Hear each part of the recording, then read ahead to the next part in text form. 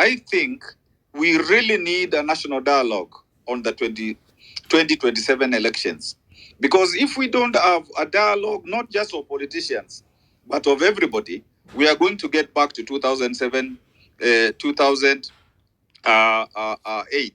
And I hope the IEBC, that people will focus on the people who are to be, to come to it. Like now already, whoever has been nominated, so that they are scrutinized.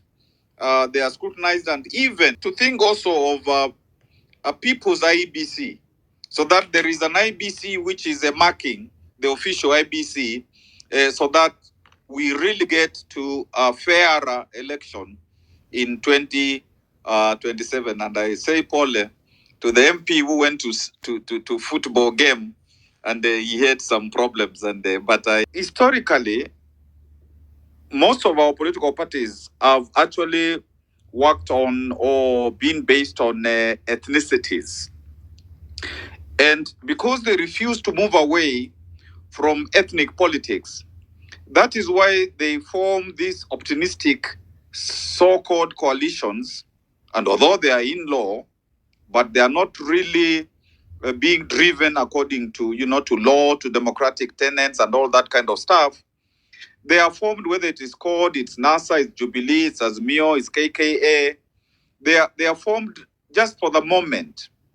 And actually, if we were doing our democracy right, those are the bodies, like the original Ford, called NASA, Jubilee, Azimio, they would have become one party, so that we have almost like 2-3 parties. But the political class, and I was one of them, will not let go of ethnic politics, because you have a captive vote. Actually, many of the people in our areas don't even have the right to vote, although it's in the constitution. Because when the ethnic kingpin says this is how we vote, they all vote that way. And therefore, it is one person who is making, everybody else to vote. So I think before we really disabuse our politics of ethnic, the ethnic factor, so that the political parties can be truly national, they can be ideologically based, then we still have a long way to go. And even when they are, whether they are pre, whether they are post, coalitions, you just hear them talking about how many ministers am I going to have, how many permanent secretaries am I going to have, how many ambassadors.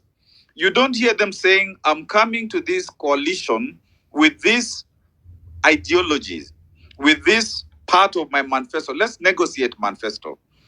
In abroad, like in Europe, in those places, the people come actually together, so that on the basis of what are you taking from my manifesto, so that I can tell my voters we have not lost. And if the ruling group actually goes away from the coalition, from the part of the manifesto of somebody who has come on board, then the coalition collapses. And in actual fact, in many places, there's new elections. So I think we really have to, work on these coalitions, so that they're not just coalitions, which are kind of formal coalitions, but they are true. Coalitions, and we move away, if we can, and as the young people are telling us, the Gen Zs, we move away from this ethnic thing, which eventually makes the political class, when it fails, it blames the IBC. When it fails, it blames the registrar of political parties, because it's not easy to blame them, but they can blame, whoever else.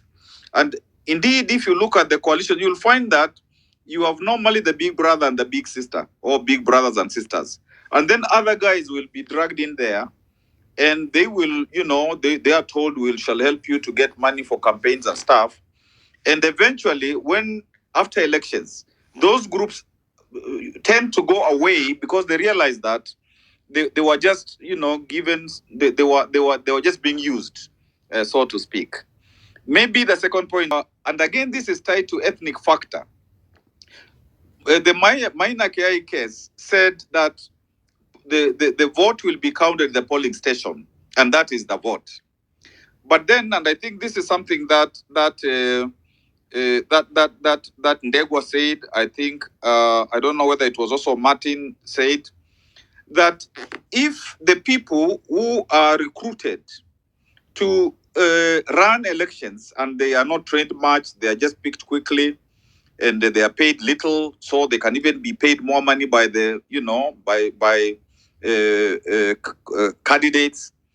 Now, if you pick people, for example, you pick them from Mukambani, and maybe Wiper is dominant, and then the people themselves know that the party of that region is Wiper.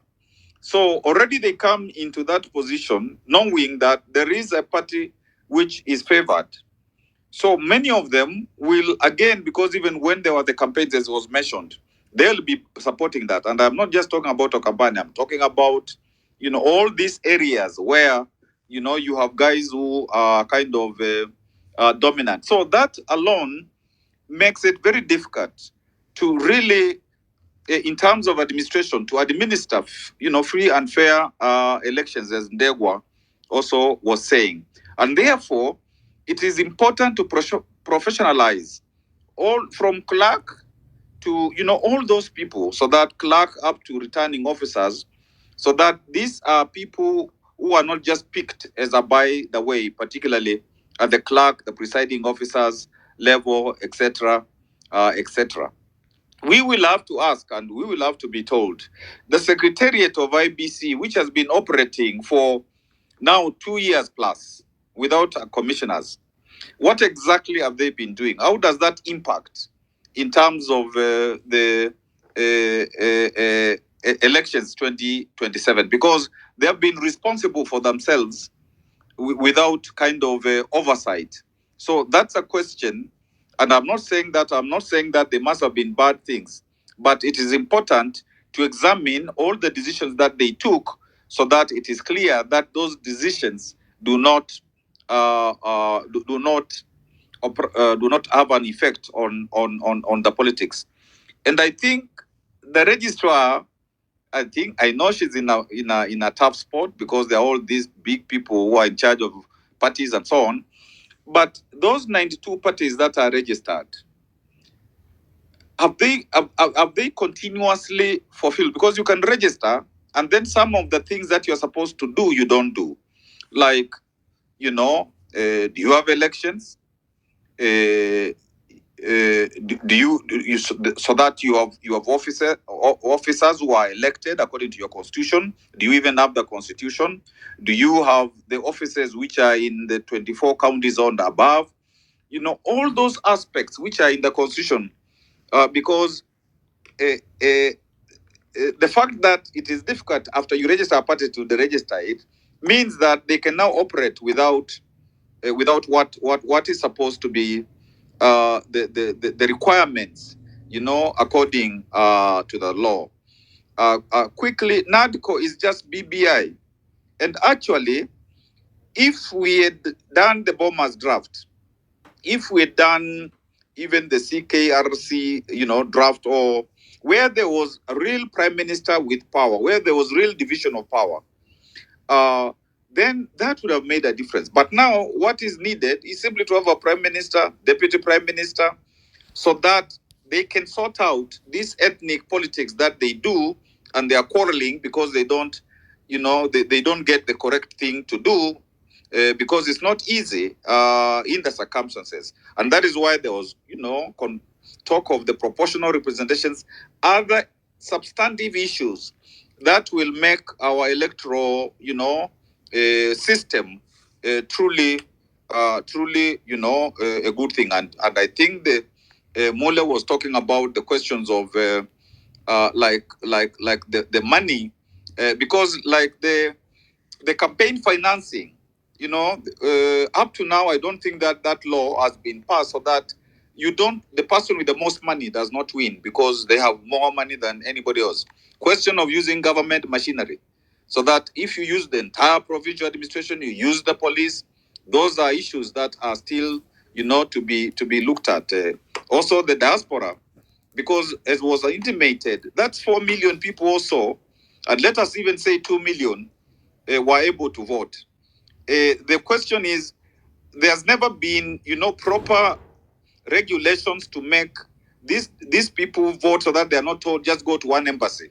And it's a huge country, or two embassies, an embassy and a sub embassy. So that again is an important thing to look at. And finally, I think we really need a national dialogue on the 2027 elections. Because if we don't have a dialogue, not just of politicians, but of everybody, we are going to get back to 2007, 2008. And I hope the IEBC, that people will focus on the people who are to be, to come to it. Like now already, whoever has been nominated, so that they are scrutinized. And even like Mule, to think also of a people's IEBC, so that there is an IEBC which is marking the official IEBC, so that we really get to a fairer election in 2027. And I say, Paul, to the MP who went to football game, and he had some problems, but I must laud again Dr. Ann. I think it's a difficult job, and she tries as much as she can, and I think that's why NADCO was saying that they want a commission instead of her. I yield.